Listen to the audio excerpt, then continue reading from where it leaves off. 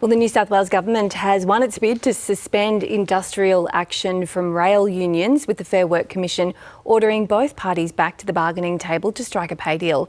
Miles Holbrook is at Central Station in Sydney and joins us now. Miles, people will be getting on with their days a little bit easier perhaps today.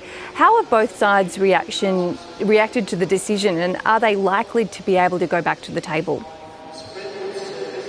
Well, Bridget, certainly commuters have breathed, I suppose, several sighs of relief this week, because industrial action, when it did take place, seemingly wasn't having a huge impact on the rail network. Now we know there can be no action taken until July 1, after a full bench of the Fair Work Commission ruled it was in the public interest to see both sides come back to the negotiation table.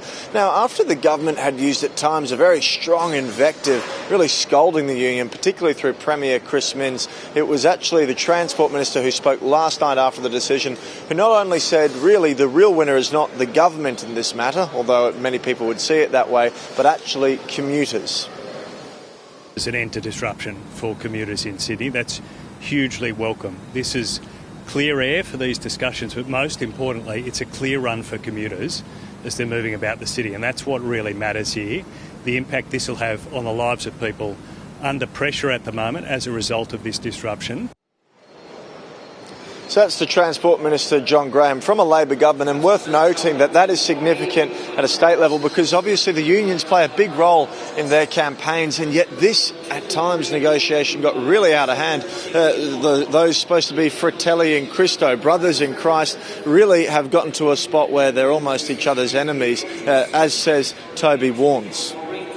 Relations between rail workers, their managers, management and the government are at all-time low. I think it's really important we have a moment where we all come together, make an agreement and get back to doing the job that our members love to do. So it's Toby Warnes from the Rail, Tram and Bus Union saying that it is important to get back to the negotiation table, but that there has been some damage done between the workers within Sydney Trains and New South Wales Trains, as well as the government. We've got until July 1 for this action to be paused. There's an expectation, certainly from the Fair Work Commission, and I dare say the public, that a deal will be done and this 10 months long negotiation period drawn to a close. There are still some conditions yet to be finalised and negotiated, but at times we've heard, particularly from the unions, that both parties were reasonably close. We'll just see how close they are come July 1.